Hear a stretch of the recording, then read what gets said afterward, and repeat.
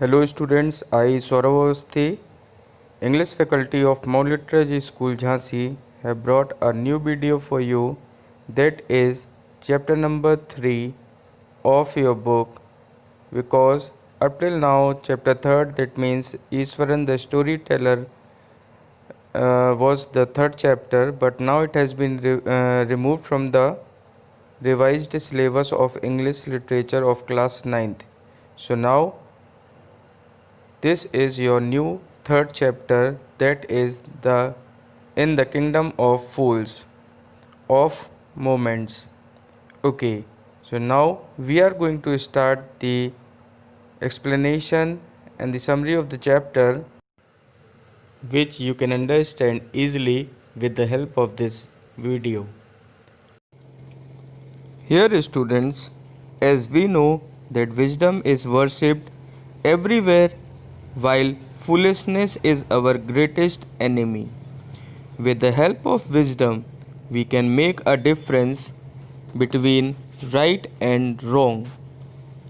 When our life is in troubles, we can fight with them and make our ways with the power of wisdom. It lives with us and never dies, even if we leave this world. So obviously, the wise people are worshipped everywhere. So now students, here we are starting with the summary, that what happens. There was one kingdom which was known as the kingdom of fools. Both the king and the ministers were idiots. They didn't want to run things like other kings. So they decided to change night into day and day into night. One day a guru and his disciple arrived in the city. Both of them were amazed by what they saw around them. In the evening, suddenly, the whole town woke up. The two men were hungry and the shops were open. To their astonishment, they found that everything cost the same, a single to do.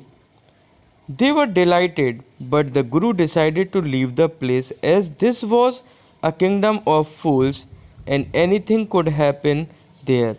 But the disciple wanted to stay there and enjoy cheap food. One night, a burglar was killed when a wall fell on him while he was sneaking in at a merchant's house. His brother went to king and complained against the merchant for having built a weak wall which fell and killed his brother. The king summoned the merchant and told his minister to investigate the case. The merchant blamed the bricklayer. The bricklayer pleaded that it was the dancer who was responsible, as she was going up and down.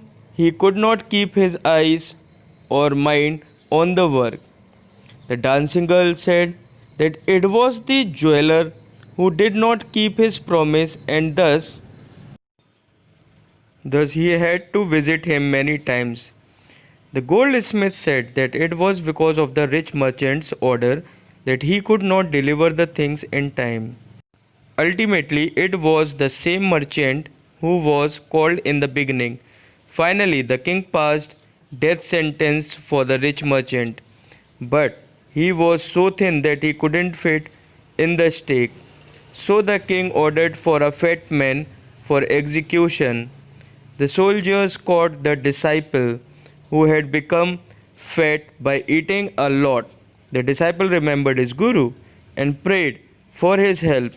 And the wise guru arrived. The guru befooled the king and the minister that it was the most auspicious time, and whoever would die first would be the future king, and whoever would die next would become the minister. So the king and the minister decided to die on the stake. So here students, after their death, the guru and the disciple, they were saved the people of the town begged them to be their king and the minister. They agreed to it and announced that now the day would be day and the night would be night, and people could get nothing for a single dudu. So finally, like this, Guru saved the life of the disciple and proved that the people like king and the minister were fool in that kingdom. So here, this was the summary of the chapter. Now we will meet again with my new video of new chapter. Till then, thank you so much. Take care. Be safe. Thank you.